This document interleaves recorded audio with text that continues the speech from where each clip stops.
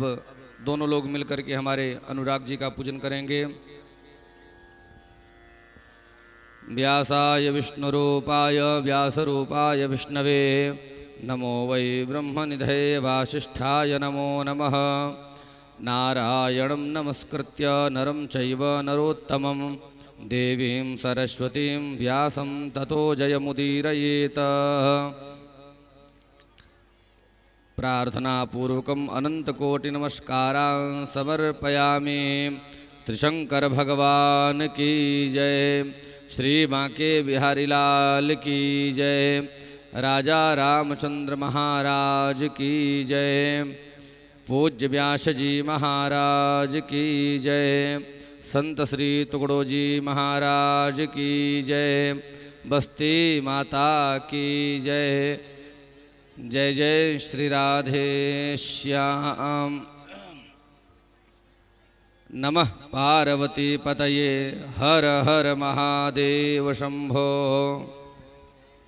सभी भक्तों से निवेदन करूंगा, सभी भक्त प्रेम पूर्वक अपने अपने यथास्थान पर विराजमान हो जाएंगे। मैं सभी से बहुत ही विनम्र प्रार्थना करूंगा, आज आप लोग कुछ विशेष ही वार्ता कर रहे हैं, इसलिए बहुत ही विशेष निवेदन रहेगा। बहुत विशेष शांति का दान देते हुए एक बार सभी जोर से जयकारा लगाएंगे। श्री बांके बिहारी लाल की, श्री द्वारिकाधीश भगवान की। जैसा कि हम समस्त भक्तों को विदित है, माघ मास के परम पावन पर्व पर संत श्री तुगड़ो जी महाराज की परम पावनी तपस्थली ग्राम शिवड़ी में हम सभी दिव्य भागवत भागीरथी में अवगाहन कर रहे हैं। हम सभी का परम सौभाग्य है।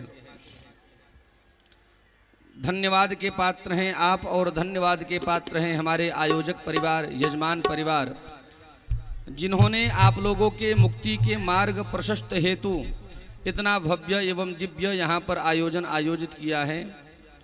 सभी बहुत बहुत धन्यवाद के पात्र हैं। आइए सर्वप्रथम हमारे जो मंच को सुशोभित कर रहे हैं, ऐसे हमारे परम प्रिय चिरंजीव अनुराग जी,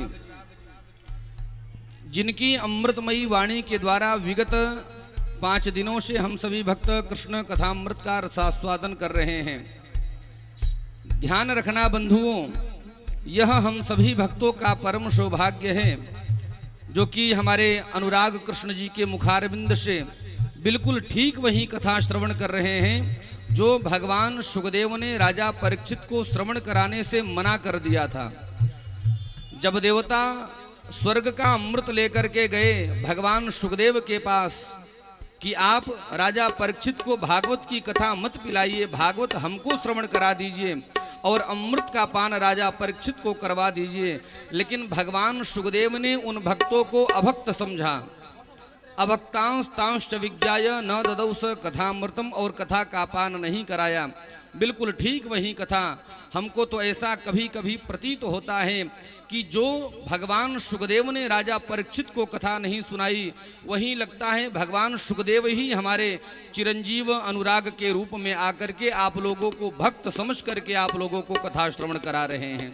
मैं निवेदन करूंगा आप लोगों से बारंबार बहुत ही शांति का दान देते हुए एक बार जोरदार तालियों से हमारे अनुराग जी का सभी स्वागत करेंगे और दोनों हाथों को जोड़ करके निवेदन करेंगे।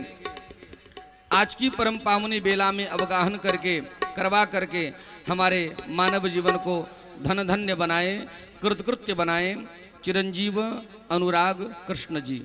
मैं माताओं से बहुत ही बार बार देखिए निवेदन कर रहा हूं, आप लोग बहुत ही शांति का, हमारे जो कार्यकर्ता बंधु हैं उनसे निवेदन करूंगा, जो माताएं गैलरी में आगे खड़े होकर के बात कर रही हैं, आप लोग इनको बिल्कुल प्रेम पूर्वक, माताएं आप लोग बैठ जाइए आगे, आप लोग सभी विराजमान होकर के दिव्य, आप लोगों का सौभाग्य है जो कि इतनी कम उम्र में ऐसा देखने को मिलता नहीं है। मात्र 10 वर्ष की आयु हमारे चिरंजीव अनुराग जी की है।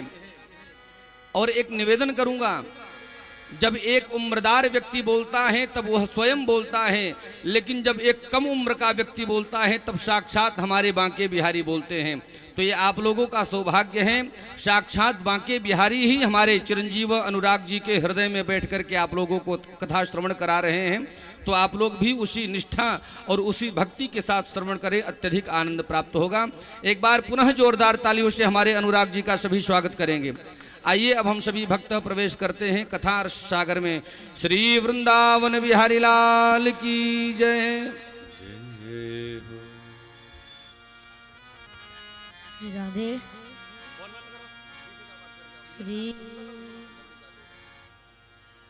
श्री वृंदावन धाम की जय। राधा रानी सरकार की जय। श्री सतगुरुदेव भगवान की जय। ओम स्वस्ति श्री गणेशाय नमः। ओम स्वस्ति श्री राधा कृष्ण चरण कमलेभ्यो नमः। ओम स्वस्ति श्री सतगुरुदेव चरण कमलेभ्यो नमः। ओम स्वस्ति श्री माता पितृ चरण कमलेभ्यो नमः। ओम स्वस्ति श्री कुलदेवताभ्यो नमः। लंबोदरं परमसुन्दरमेकदन्तं रक्ताम्बरं त्रिनयनं परमं पवित्रम् उद्यद्दिवाकरकरोज्ज्वलकायकान्तम् विघ्नेश्वरं सकलविघ्नहरं नमामि। नारायणं नमस्कृत्य नरं चैव नरोत्तमं देवीं सरस्वतीं व्यासं ततो जयमुदीरयेत्। अज्ञानतिमिरान्धस्य ज्ञानाञ्जनशलाकया चक्षुरुन्मीलितं येन तस्मै श्रीगुरवे नमः। जय जय श्री राधारमण, जय जय नवल किशोर, जय गोपी चितचोर प्रभु, जय जय माखन चोर। श्री राधे मेरी स्वामनी और मैं राधे तेरा दास। जन्म जन्म मोय दीजियो श्री चरणन में वास। बुद्धिहीन तनु जानिके सुमिरो पवन कुमार। बल बुद्धि विद्या देहु मोहि हरहु कलेश विकार। आइए हनुमंत विराजिए, मैं कथा कहूँ मति अनुसार। प्रेम सहित आसन धरो, विराजो पवन कुमार। हरे कृष्ण कृष्ण कृष्ण हरे हरे, हरे राम राम राम हरे हरे। आइए मन और वाणी को पवित्र करते हुए, प्रभु का ध्यान करते हुए, प्रभु के चरणों में अपना मन लगाते हुए प्रभु का संकीर्तन करते हैं। कृष्ण गोविंद गोविंद गोपाल नंदलाल, राधे गोविंद गोविंद गोपाल नंदलाल। कृष्ण गोविंद गोविंद गोपाल नंदलाल, राधे गोविंद गोविंद गोपाल नंदलाल। कृष्ण गोविंद गोविंद गोपाल नंदलाल, राधे गोविंद गोविंद गोपाल नंदलाल। कृष्ण गोविंद गोविंद गोपाल नंदलाल, राधे गोविंद गोविंद हे गोपाल नंदलाल। हे गोपाल नंदलाल, हे गोपाल नंदलाल, हे गोपाल नंदलाल, हे गोपाल नंदलाल। हे गोपाल नंदलाल, हे गोपाल नंदलाल। हे गोपाल सभी तालियों की सेवा करते हुए गोपाल नंदलाल। लाल। कृष्ण गोविंद गोविंद गोपाल नंदलाल, राधे गोविंद गोविंद गोपाल नंदलाल। कृष्ण गोविंद गोविंद गोपाल नंदलाल, राधे गोविंद गोविंद गोपाल नंदलाल। कृष्ण गोविंद हरि गोविंद बोल, गोपाल नंदलाल, राधे गोविंद गोविंद गोपाल नंदलाल। कृष्ण गोविंद गोविंद गोपाल नंदलाल, राधे गोविंद गोविंद गोपाल नंदलाल। राधे गोविंद गोविंद गोपाल नंदलाल। राधे गोविंद गोविंद गोपाल नंदलाल। राधे गोविंद गोविंद गोपाल नंदलाल। राधे गोविंद गोविंद गोपाल नंदलाल। बोलिए श्री बांके बिहारी लाल राधा रानी सरकार की, हनुमान जी महाराज की, भागवत महापुराण की, श्री सुखदेव जी महाराज की जय, वेद व्यास जी महाराज, की संत समाज की, भक्त और भगवान की जय जय श्री राधे।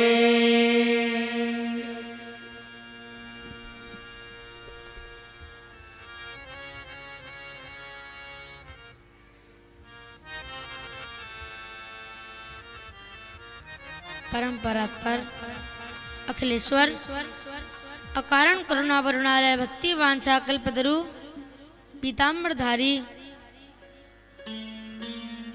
श्री बांके बिहारी लाल जी के चरणों में इस दास का प्रणाम। परम आराध्य लाडली श्री बसवानु दुलारी श्री राधा रानी जी के चरणों में इस दास का प्रणाम। पांडाल में विराजमान सभी भक्तजन, इन सभी के हृदय में विराजमान श्री राधा माधव को मेरा प्रणाम। हनुमान जी महाराज के चरणों में मेरा प्रणाम। और सभी को मेरा प्रेम भरा जय जय श्री राधे श्याम।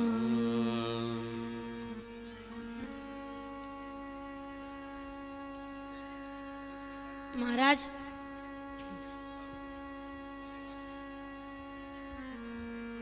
परसों हम लोगों ने भगवान कृष्ण का नंदोत्सव श्रवण किया, भगवान का जन्म हुआ।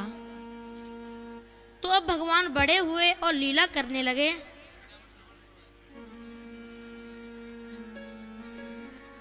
एक बार मैया यशोदा रोज की तरह यदि मंथन कर रही थी। एकदा गृहदासीषु यशोदानंद गेहिनी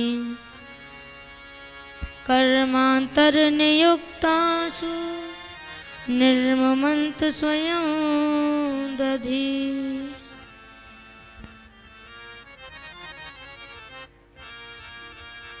महाराज, मैया यशोदा रोज की तरह दधि मंथन कर रही थी। कन्हैया तो पालने में सो रहे थे। और जैसे ही दधि मंथन की आवाज कन्हैया के कानों में गई तो कन्हैया उठे और जाकर के मैया के गले से लिपट गए।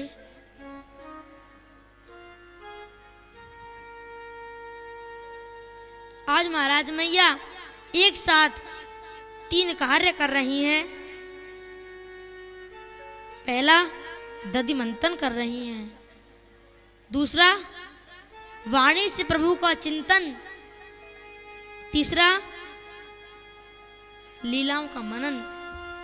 ये 3 कार्य मैया यशोदा एक साथ कर रही हैं।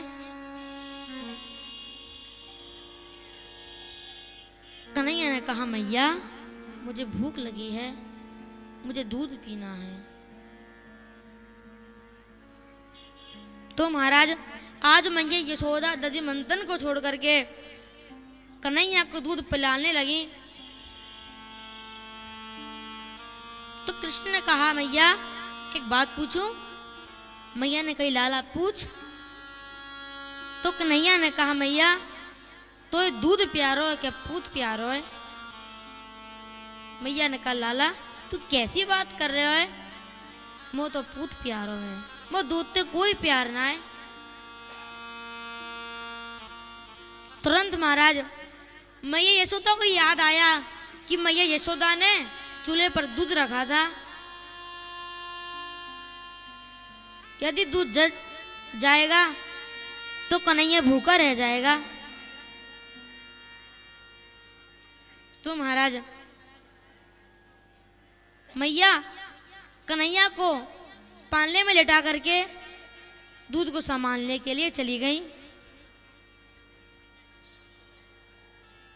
कन्हैया ने मन में सोचा कि मैया कितना झूठ बोलती हैं।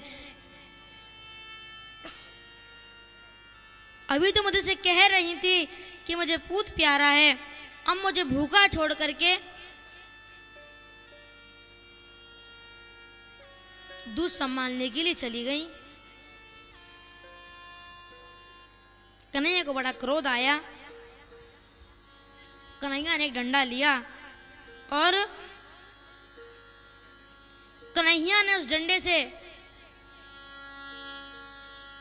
सभी माखन की मटकियां फोड़ दी। जैसे ही महाराज मटकियां फूटी तो आवाज हुई है बड़ी जोर से। मैया ने सोचा कन्हैया बड़ा उद्यमी हो गया है, दादे के जमाने की जो मटकियां थी वो फोड़ दी। आज मैया छड़ी लेकर के भगवान के पीछे पीछे भागी।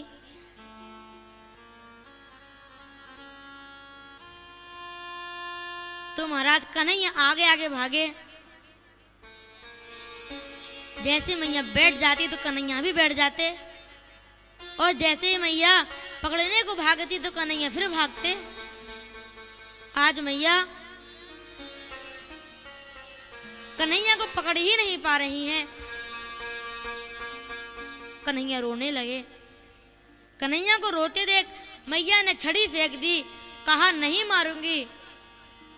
आज भगवान एक स्थान पर एक जगह शांत खड़े हो गए। मैया ने दौड़ करके कान पकड़ लिया और कहा, अरे लाला कन्हैया, मुझे बुढ़ापे में दौड़ाता है। मैया ने सोचा इसे बांधूंगी नहीं, इसको मैं मारूंगी नहीं, बांध दूंगी। क्योंकि महाराज 1 से 5 वर्ष तक के बालक को कभी मारना नहीं चाहिए।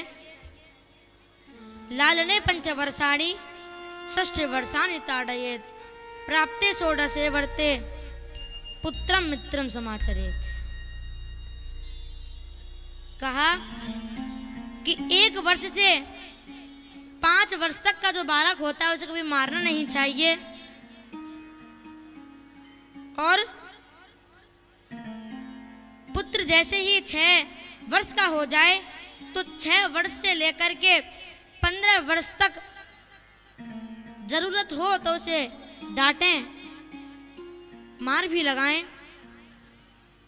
प्राप्ते षोडशे वर्षे, जैसे ही वह पुत्र 16 वर्ष का हो जाए, पुत्रम मित्रम समाचरेत्, माता पिता को उसके साथ मित्र जैसा संबंध बनाना चाहिए, मित्र जैसा संबंध बनाना चाहिए। आज मैया ने कन्हैया को बांधना प्रारंभ किया तो महाराज कन्हैया बंधे नहीं।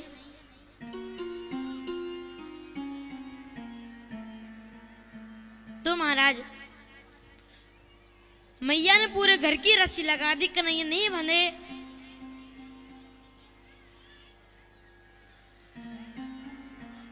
तो महाराज 2 उंगल की रस्सी है वो कम पड़ गई।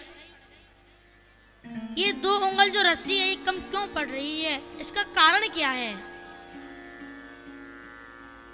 तो बताया, एक अंगुल तो जीव का पुरुषार्थ है और दूसरा अंगुल भगवान की कृपा। ये 2 अंगुल अभी कम पड़ रहे हैं। भगवान कहते हैं, जो तू चले 1 पग तो मैं पग चालू 60, जो तू करोड़ों काट तो मैं हूं लोहे की लाठ। यदि तू मेरे लिए 1 कदम चलता है तो मैं चालू 60, तो मैं 60 पग 7 कदम मैं तेरे लिए चलूंगा। और जैसे ही तुझे अभिमान आ जाएगा तो तेरे अभिमान को भी तोड़ने के लिए मैं लोहे की लाठ भी बन जाऊंगा। ये कृपा क्या है भगवान की? पहले कर फिर पा, यही तो कृपा है। कन्हैया ने देखा कि मैया अब भांति भांति थक गई हैं, यदि मैं बंधूंगा नहीं तो मैया दुखी हो जाएंगी। तो महाराज आज कन्हैया अपने ही बंधन में स्वयं बंध गए। दृष्ट्वा परिश्रमं कृष्ण कृपयासीत् स्वबंधने। इसलिए महाराज कन्हैया बंध गए। आज मैया ने कन्हैया को उखल से बांध दिया और चली गई। कन्हैया उखल से बंधे बंधे इधर उधर चलने लगे और चलते चलते आज महाराज भगवान नंद महल के बाहर पहुंच गए,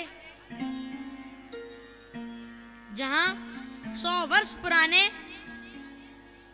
यमलार्जुन के वृक्ष खड़े हुए थे। कन्हैया ने सोचा कि मेरे भक्त ने श्राप दिया है, कुबेर के पुत्र हैं और बाद में उन्होंने वरदान भी दिया है, तुम्हारा उद्धार भगवान करेंगे, मेरे भक्त का अपमान ना हो, मेरे भक्त का वरदान झूठा ना आ जाए। इसलिए भगवान ने आज उन दोनों वृक्ष के बीच से भगवान तो निकल गए, उखल फंस गया। आज भगवान ने पूरे ब्रह्मांड का जोर लगाया और जैसे ही भगवान आगे बढ़े तो वह यमलार्जुन के वृक्ष, इतने बड़े विशाल वृक्ष टूट करके गिर गए और उसमें से 2 देव पुरुष प्रकट हो गए। तो महाराज वृक्ष के गिरने की आवाज भी नहीं हुई। तो महाराज भगवान ने पूछा, आप कौन हो, आपका परिचय क्या है? दोनों ने बताया कि हम कुबेर के पुत्र हैं, नल, कुबर और मणिग्रीव।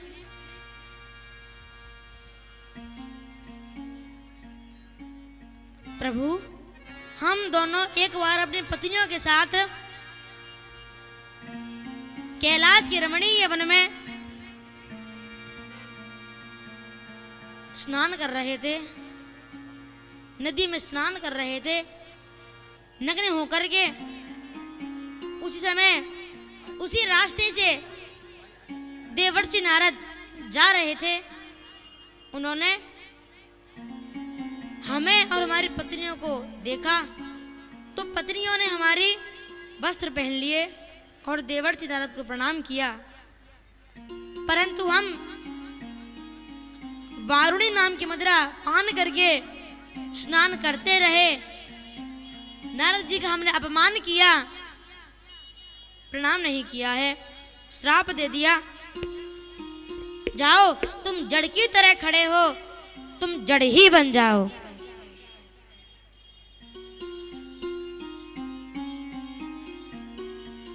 और जब महाराज हमारा नशा खत्म हुआ तब हम बाहर आए और बाहर आकर के नारद जी को प्रणाम किया, क्षमा याचना की। तो महाराज नारद जी ने कहा कि जाओ, द्वापर में जब कृष्ण अवतार होगा तो तुम्हारा उद्धार भगवान कृष्ण के हाथों होगा। इसका मतलब क्या है कि देव नदी में कभी भी नग्न अवस्था में स्नान नहीं करना चाहिए।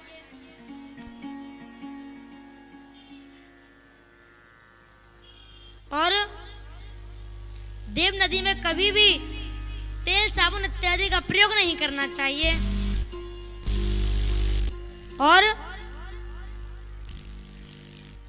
देव नदी में खड़े होकर के कभी भी कीड़ा नहीं करनी चाहिए। एक दूसरे के ऊपर जल छिड़क के स्नान नहीं करना चाहिए।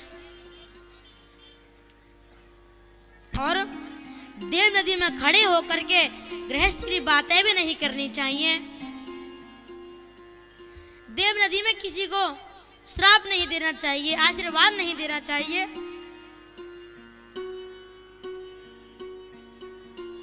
और अपनी बाहों से कभी भी देव नदी को पार नहीं करना चाहिए।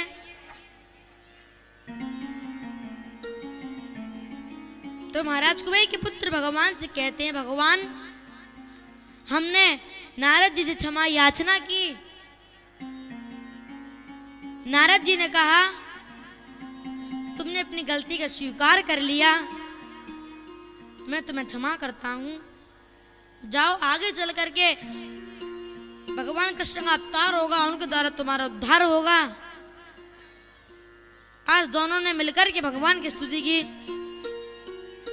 वाणी गुणानुकथने श्रवणो कथायाम हस्तौ च कर्मसु मनस्तव पादयोर्नः स्मृत्यां शिरस्तव निवा सजगत् प्रणमे दृष्टि सतां दर्शने स्तु भवत्तनूना।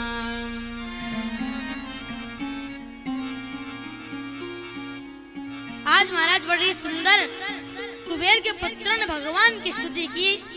स्तुति करके दोनों कुबेरपुरी चले गए। अब महाराज जब वह दोनों चले गए, इसके बाद वृक्ष के गिरने की आवाज हुई। सभी ब्रजवासी दौड़ करके आए। नंद बाबा आए और देखा कन्हैया उखल से बंधा है। नंद बाबा की आंखों में आंसू आ गए और पूछा, लाला तुझे किसने बांधा? मधुमंगल ने कहा, अरे बाबा, मैया ने कन्हैया उखल से बांध दिया।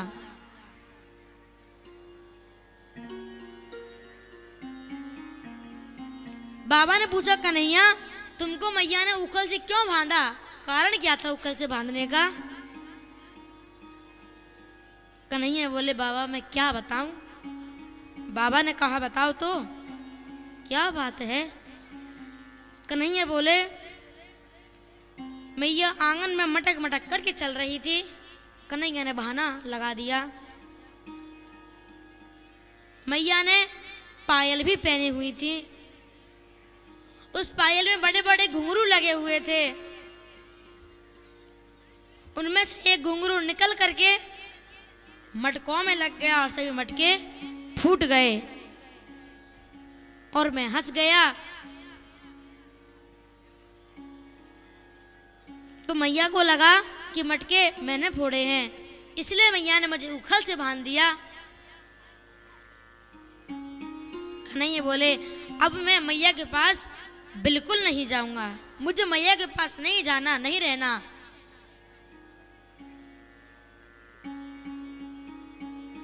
बाबा ने कहा, कन्हैया तुम अब मेरे पास सोना।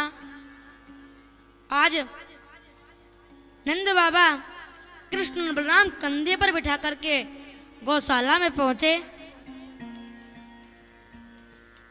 और मधुमंगल से कहा, मधुमंगल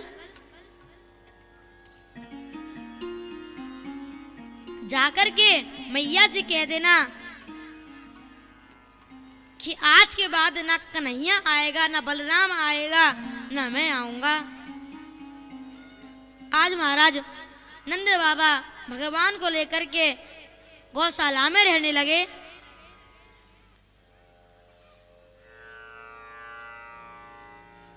मधुमंगल नंद महल में आए तो यशोदा ने पूछा, हे मधुमंगल क्या बात है? मधुमंगल ने कहा, मैया नंद बाबा ने कहा है कि आज के बाद ना कन्हैया घर पर आएगा, ना दाऊ घर पर आएगा, ना नंद बाबा आएंगे। आप अकेले ही सो घर में, अकेले ही रसोई बनाओ। इस बात को सुन करके मैया रोने लगी हैं। अपने आप को कोसने लगी, हे विधाता, मेरे हाथ वो टूट क्यों नहीं गए जो कन्हैया को मारने को दौड़े? तो महाराज मैया ने सोचा, यदि कन्हैया नहीं आएगा तो मैं घर की रसोई भी नहीं बनाऊंगी। सोच लिया है। इधर बाबा कन्हैया को लेकर के सोए। रात का समय था। कन्हैया ने बाबा से कहा, बाबा मुझे भूख लगी है, नींद नहीं आ रही है, मैया की याद आ रही है, मुझे मैया के पास जाना है। तो नंद बाबा ने कहा, कन्हैया अभी तो तुम कह रहे थे कि मैं मैया के पास रहूंगा ही नहीं।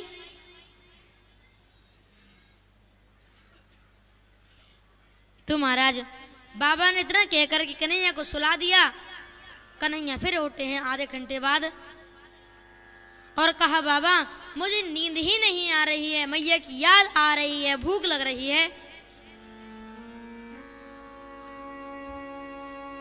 बाबा ने कहा, कन्हैया मैं तुम्हें सुबह ले चलूंगा। तो कन्हैया ने कहा, मैया मुझे सोते समय दूध पिलाती है, मुझे भूख लगी है। आज महाराज नंद बाबा रात्रि में ही उठे, कृष्ण और बलराम कंधे पर बैठाया। बाबा आज नंद महल आए हैं, देखा द्वार पर यशोदा मैया खड़ी हैं, आंखों में आंसू हैं। भगवान कृष्ण तुरंत बाबा के कंधे से कूद गए और जाकर के मैया से लिपट गए।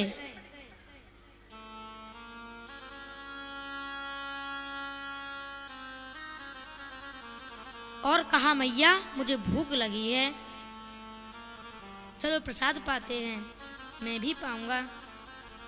इसके बाद कन्हैया ने रात्रि में शयन किया और सुबह महाराज नंद महल के आगे एक बेर बेचने वाली आई। तो महाराज ये बेर बेचने वाली कौन है? ये कोई और नहीं, जो भगवान राम के समय में त्रेता युग में जो सबरी थी, उसके मन में कोई कामना रह गई होगी, तो वही सबरी आज फल विक्रणी बन करके नंद महल के सामने आई है, आवाज लगाने लगी। सबरी ने जन्म लिया बनी फैल विक्रणी, आई नंदाल सोर यह मचावे है, बेर ले बेर बेर कहे यही।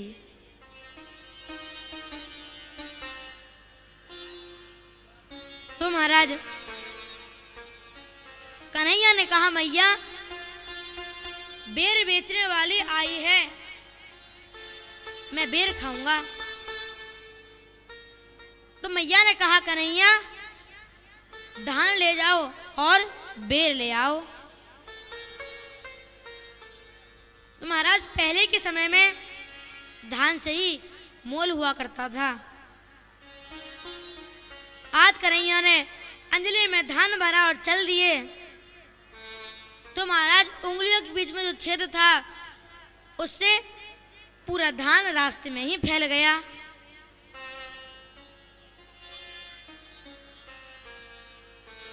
आज कन्हैया फल विक्रणी के पास पहुंचे और कहा गोपी मुझे बेर दे दो। तो महाराज हम फ्री में कुछ भी नहीं लेते हैं। आज कन्हैया के हाथ में धान के 4 दाने हैं। उस फल विक्रणी ने महाराज उन 4 दानों को लिया और अपने पल्लू में बांध लिया।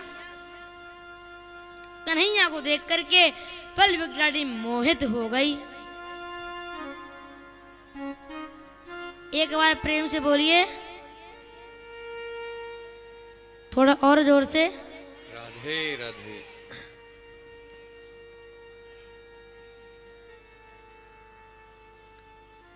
तो महाराज कन्हैया को देख करके वह फल विक्रणी जो थी वह मोहित हो गई। इतना सुंदर रूप है भगवान का। आज वह फल विक्रणी कन्हैया को अपने गोद में बिठा करके फल खिलाने लगी। तो कन्हैया ने कहा अब मैं फल नहीं खाऊंगा, मेरे दाऊ दादा भी अंदर बैठे हैं।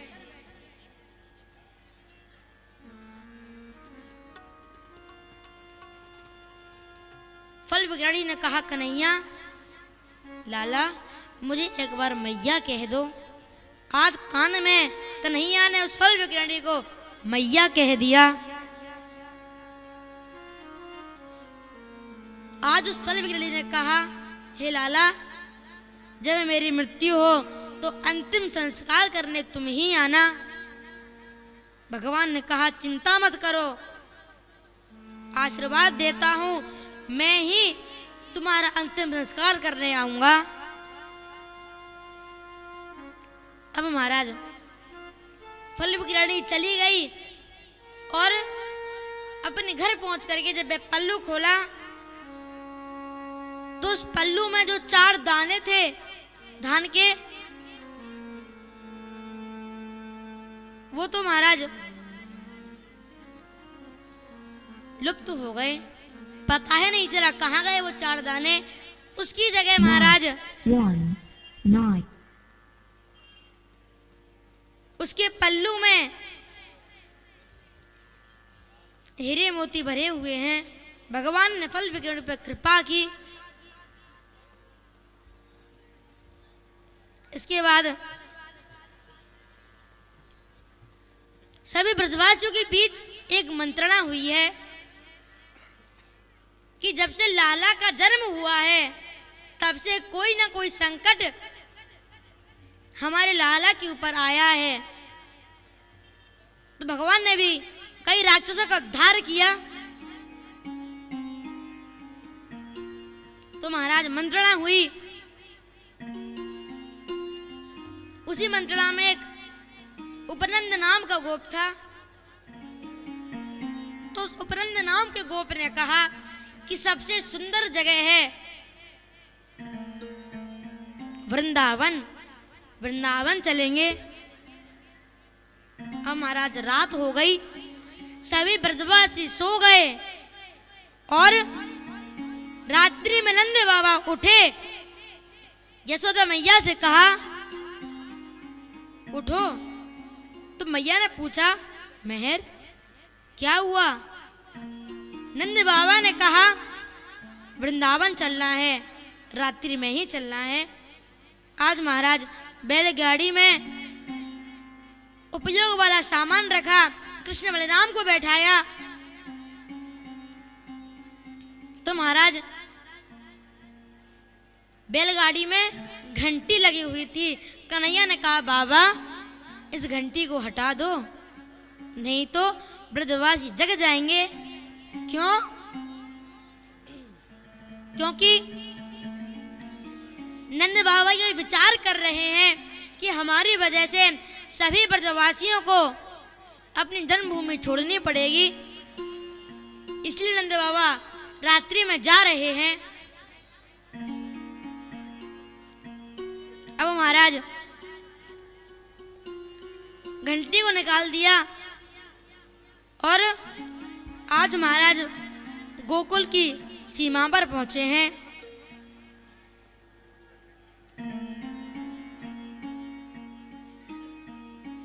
और अपनी जन्मभूमि को प्रणाम किया है। और जैसे ही महाराज प्रणाम करने लगे उसी समय सामने देखा सभी ब्रजवासी दौड़ते हुए नंद बाबा के पीछे आ रहे हैं। नंद बाबा ने कहा अरे ब्रजवासियों तुमको कैसे पता चला कि हम वृंदावन जा रहे हैं? तो सभी ने कहा हम तो सो रहे थे पर कन्हैया हमारे सपने में आया और कहने लगा कि बाबा मुझे चुरा कर के ले जा रहे हैं, आप सब लोग आ जाइए। एक बार प्रेम से बोलिए राधे राधे। थोड़ा और जोर से राधे राधे। आज महाराज सभी ब्रजवासी नंद बाबा वृंदावन की ओर चलने लगे। वनम वृंदावनम नाम पश्यवं नवकाननम गोप गोपी गवां सेव्यं पुण्याद्रि तृणवीरुदम्।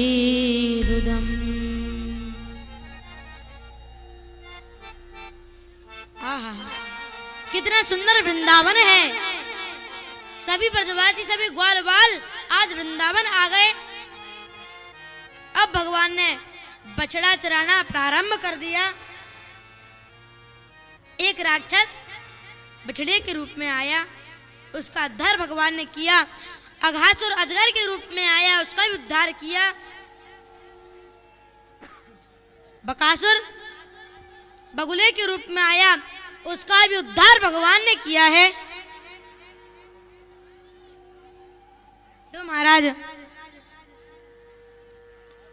भगवान किसी का अभिमान सहन नहीं करते हैं। जय हो। बहुत अच्छा। एक दिन कन्हैया ग्वाल वालों के साथ भोजन कर रहे थे, बछड़ चराने गए हुए थे, तो महाराज कन्हैया ने किसी का झूठा खाया, किसी की झूठी खीर पी ली। ऊपर से ब्रह्मा जी दृश्य देख रहे थे। ब्रह्मा जी ने सोचा ये कैसा भगवान है तो सबका झूठा खाता है, मुझे लगता नहीं है कि भगवान है। कल की कथा हम आपको कल ही श्रवण कराएंगे। शेष कथा जो है कि किस प्रकार भगवान ने ब्रह्मा जी का अभिमान नष्ट किया। बोलिए श्री सद्गुरुदेव भगवान की जय। इसी के साथ आज की वाणी को विराम करते हुए आज हम पूज्य पिताजी के मुख से रुक्मणी विवाह एवं भगवान की अनेक लीलाओं का वर्णन सुनेंगे। श्री वृंदावन बिहारी लाल की जय हो। बहुत ही दिव्य कथा हम सभी भक्त चिरंजीव अनुराग जी के द्वारा श्रवण कर रहे हैं। जिस प्रकार से हमारे वृंदावन बिहारी वृंदावन की कुंज गलियों में भ्रमण करते थे, बिल्कुल ठीक उसी प्रकार हमारे चिरंजीव अनुराग जी भी भागवत के उन्हीं प्रसंगों में भ्रमण कर रहे थे। निवेदन करूंगा एक बार सभी जोरदार तालियों से हमारे अनुराग जी का सभी स्वागत करेंगे। पूज्य